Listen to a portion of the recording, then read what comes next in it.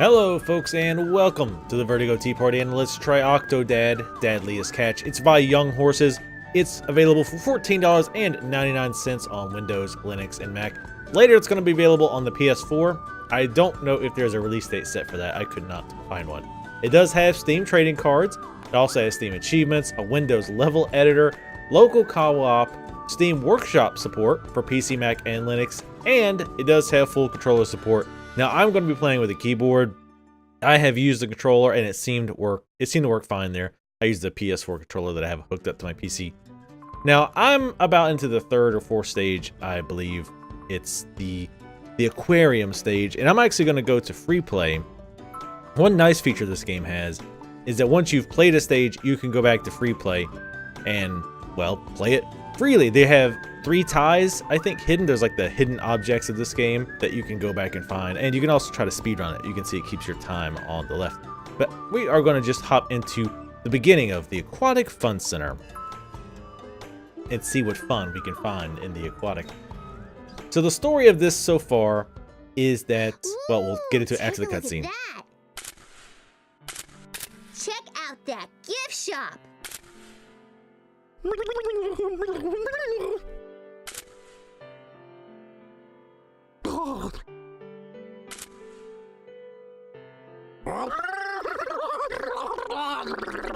Honey, are you all right? What has got you so spooked? Okay, I'll just have to add that to the list of questions. Don't worry, we're here for you.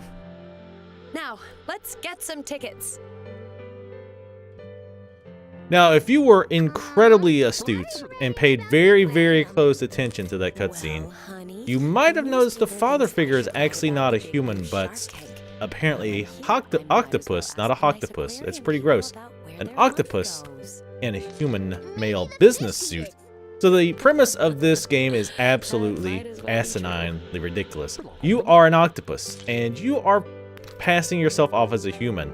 You have married this woman and had 2 wonderfully normal children somehow, and you don't want people to find out that you're actually an octopus. Apparently you are living amongst the most oblivious human beings in the entire world. Now the obviously over-the-top ridiculous plots or storyline of this is part of what makes this game so interesting. The controls are the other very peculiar point. You have 2 modes. One right now, and while we're waiting in line, I'll kind of go over the controls because that is an very important aspect of this game. Most games, but this one in particular. Normally you control the legs, and I'm, again, using mouse and keyboard. Left mouse moves my left leg tentacle, right mouse moves my right tentacle. So I left click and move it around, and then when I let it go, it puts my leg down. Then you can switch into arm mode, which we'll do here in a minute when we hand our ticket in. And you can move your arm forward and back, up and down. I don't think you can actually control your right arm. I don't think anytime you use your left arm tentacle, it does it automatically for you. So the controls are off. They're very awkward. However, they're supposed to be. Now, this is not, don't write this game off just yet. If you didn't like games like supposedly, or probably are not supposedly. But okay, first let me show you, oops, let's not knock this guy's cash register off. Let's move our arm and kind of push it towards him. There we go. And it automatically just places it down when you are close enough. Oh, we need it. Thank you, sir. Grab our ticket and switch back to leg mode, and we'll go back. Now, if you don't like games like probably archery and surgery simulator, those type of games, I don't like them either. Now these scientists we have to look out for.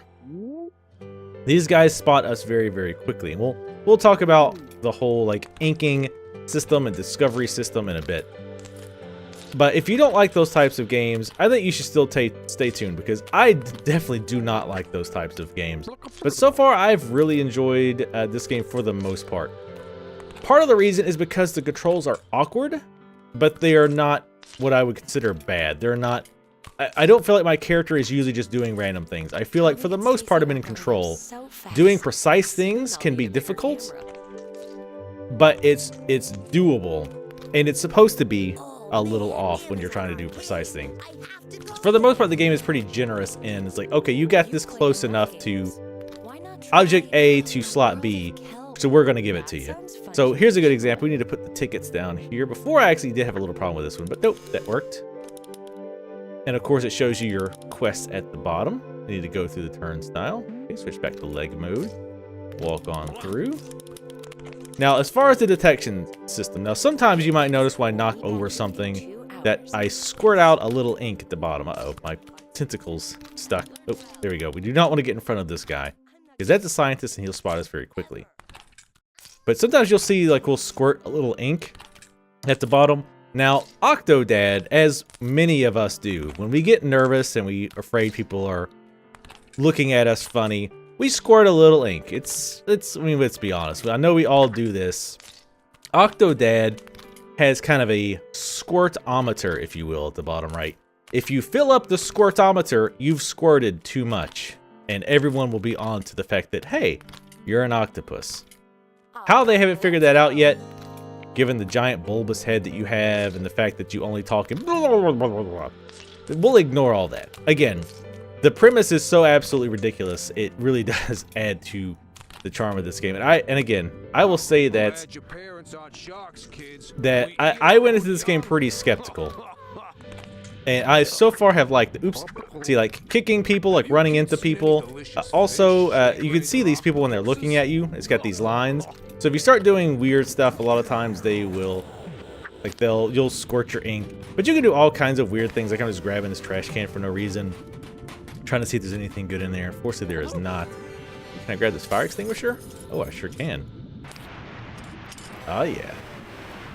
I'm sure nobody will mind that I'm just using a fire extinguisher safely. I mean, we're in a water world. What's the chances of having a deadly fire here? A fire at a sea pox? Let's just throw that away. Who cares? Who cares? Now, we have multiple quests here. You can always hit escape to bring you up to see what your current quest is. We need to find Stacy, Scarlett, and Tommy, who are our wife and 2 kids. So let's go into the arcade first, because I think this is a pretty good stage to show you some of the basics of how this game works and how some of the objective works and how it works with your control scheme.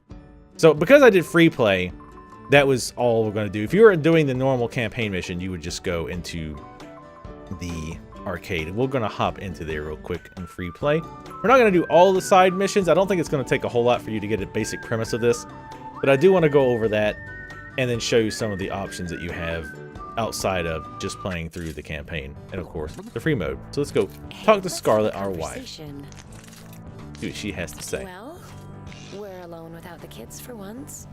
Honey, we should really talk. Oops. While we're trying to dance here, we accidentally hit our wife. That's not good. So yeah, it's obviously absolutely asinine that nobody realizes that you're an octopus. And the little things just make it quite hilarious. Now, here she's going to kind of talk to you about some strange things she's been noticing. And we're going to try to distract her with prizes. So let's first, let's go to this, the eel game. Switch to our arm, and let's grab the hammer. Again, you can right click to move your arm up and down. And then if you don't hold right click, you just move it left and right, and then pushing it forward and pushing it back towards you will bring it closer to you. Now again, the game is pretty generous here in that I can just basically slam these things. Well, I guess it is being a little bit more. Last time I was just able to ram them into each other and it worked. So this time it's going to make me be a little bit more specific and slam them. But again, it's generous. I only need to get 4. It's still going just to see how many we can get. There's probably an achievement with it or something, and I'm totally botching the controls while I'm trying to talk. But as you see, again, it only required 4. That's one thing I like about this game. I like that they acknowledge the controls are wonky and that it's, you know, obviously again intentional that they're wonky because you're an octopus trying to do human things, and they acknowledge that, so they're very forgiving insofar as the detection on when you're trying to do something. So for example, I need to give her this gift, so I'm going to get kind of close to her. Try not to kick her again with my rubbery tentacles. And see, I'm close enough, and I gave it to her. And you brush them off like they're nothing.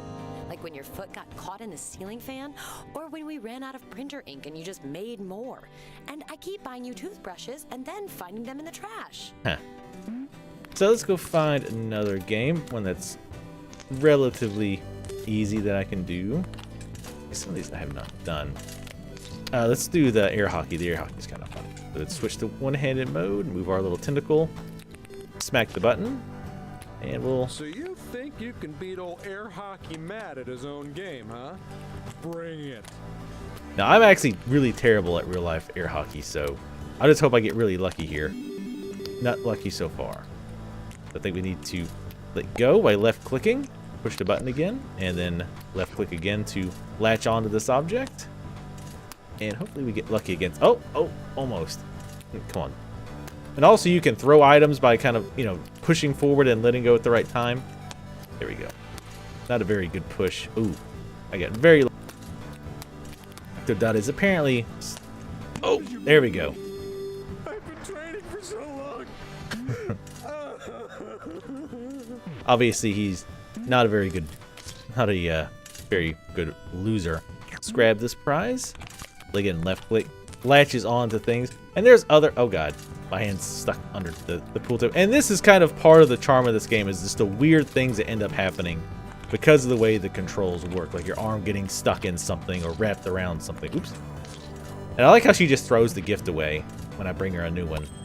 That's There was that nice. time you were fixing the sink and the disposal came on, but you wouldn't go to the hospital, yet somehow your arm looks good as new. Are you ever going to explain that? Let's not talk about how my arms grow back. Now the fish toss, I'm going to avoid that one. This is one of the more frustrating ones, and I'll just show it to you. I guess I should show you the good and the bad, shouldn't I? So let's grab this, and this is the idea here is to kind of raise and lower your arm to get the right elevation, and then pull back and then throw, and then knock the wood into the water. That seems easy enough, and it is right now. But then once you start getting to some of the last pieces of wood, it starts to get pretty frustrating because it's hard to get it where you need it to go. So far we're getting pretty lucky, and again, I'm not going to do all of these unless I just get, you know, really lucky and knock them all. But this one's one of the ones I did get a little frustrated with. There was another mission later on that the controls did start to get a little old, and I think I was not a big fan of it. You basically have to climb this gigantic octopus, and the problem is if you fall, you have to start from the beginning. Now, one thing they obviously thought of that, and one thing they did to kind of help with that was there's these fans that turn on later that let you skip a little bit of it, but it was still pretty frustrating. There's a few really frustrating parts where you had to be very precise. Well, one in particular, we had to be really precise and a little bit of lucky, and that one, it started to wear thin. I like how I'm throwing them behind my back. Oh, let's see if we can get this last one. I'm actually doing better than last time, if you can believe that. All right, there we go. That was actually easier than last time. I think I got kind of lucky, honestly. Let's grab our prize. And let's go hand it to the wife as she throws away another gift. Obviously, they mean very much to her that I won these magnificent trophies. All right, let's try to turn around. There we go. Should help. They turn around. Oop. Not that my arms really care. I don't get it. You love the ocean, but you seem to hate the aquarium. All right, let's do one more game here. We'll do the shock blocker. That one's pretty amusing. I always end up facing the wrong way. It doesn't matter which way you're facing most of the time, frankly, because you're an octopus and your arms are pretty flexible. Now this one, we have to use our arm / tentacle to block these saws. And I think if a single one gets down, that you lose. You have to do this for 30 seconds. It sounds probably a little harder than it actually is. I lost a few times and I couldn't figure out what I was doing. But you can pretty easily swipe these to the side. Sometimes you end up swiping them into the rainforest, which is obviously not what you want to do. Unless you're a greedy corporate scumbag who wants to just cut down the Amazon for your own profits. Good thing it stopped, because at the end I just shoved a blade into the forest, as I just said you shouldn't do. Okay, and sometimes the camera can be a little weird. You have some minor camera controls with WASD, and you can zoom out and in a little bit. But I wish you could turn the camera all the way around, because there's some times where I want a better view of where I'm at. And most of the time the camera will move to where you want it to be, but sometimes it doesn't. Taking that cake decorating class. After that bakery burned down, I had a lot of questions to answer.